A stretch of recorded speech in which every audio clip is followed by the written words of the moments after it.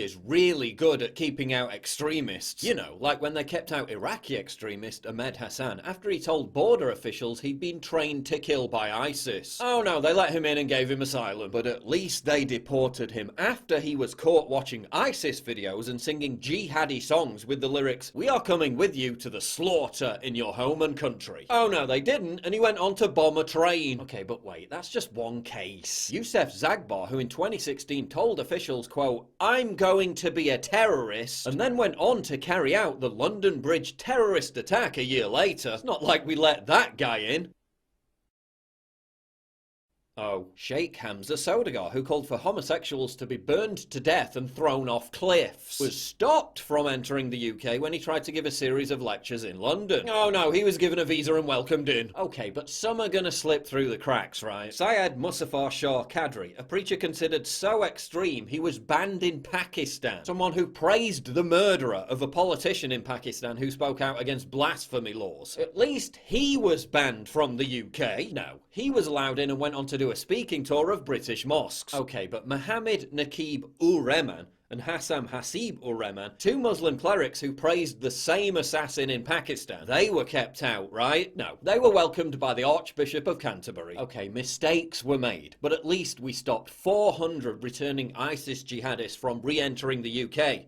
Right? At least we were serious enough about stopping extremism to make sure that didn't happen. No, they were all allowed in and then offered council housing and welfare. Okay, but at least the UK doesn't roll out the red carpet for leaders of Saudi Arabia, a country in which gay people are fined, arrested, imprisoned, tortured and killed.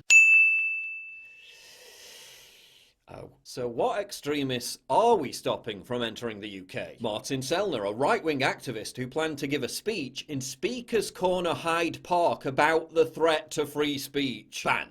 Brittany Pettibone, an author and activist who planned to conduct an interview with Tommy Robinson, a national figure who's made numerous appearances on national television. Banned. Lauren Southern, a conservative journalist who planned to make videos and work on a documentary. Banned. Lauren was specifically banned for handing out leaflets which said Allah is a gay god. Maybe if she'd have just represented a country that enforces the industrial persecution of homosexuals, she'd have been embraced with open arms.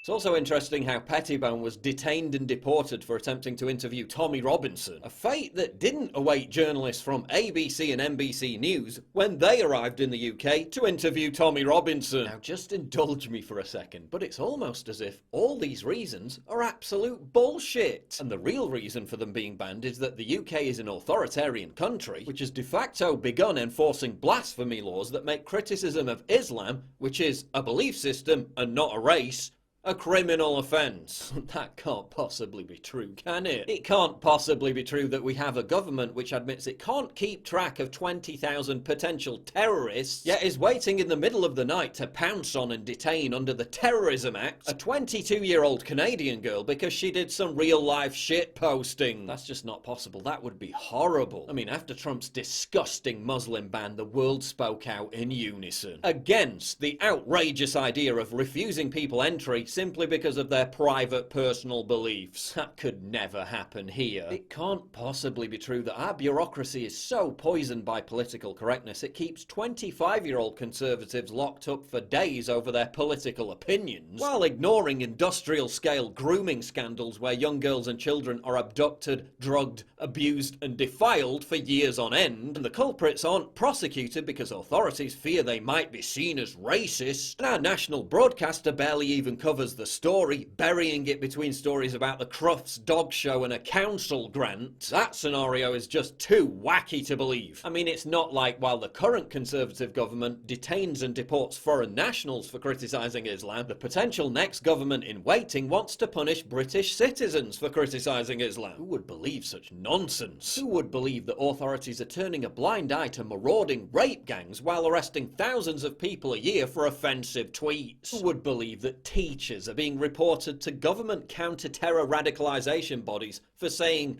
God loves you? Who would believe that we can't afford to keep track of Islamic terrorists or tackle spiralling violent crime, but are quite prepared to spend £20 million policing Julian Assange 24/7? Who would believe that while acid attacks and stabbings explode, police are literally being sent to investigate playground insults?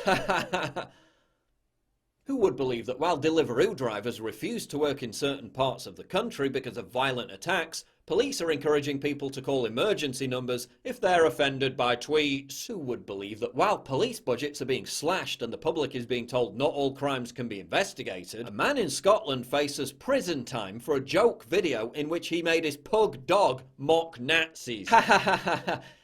Oh shit. Who would believe that we have a media that gets more irate about Trump's retweets than 411 injured and dead victims of Islamic terror in the UK in the last year alone? Thank God we don't have that. Who would believe that we have a government that's tougher on Facebook posts than returning ISIS jihadists? Who would believe that while we have all this going on, we also have a political establishment that's literally trying to overturn and annul a national referendum result? Who would believe any of that silliness?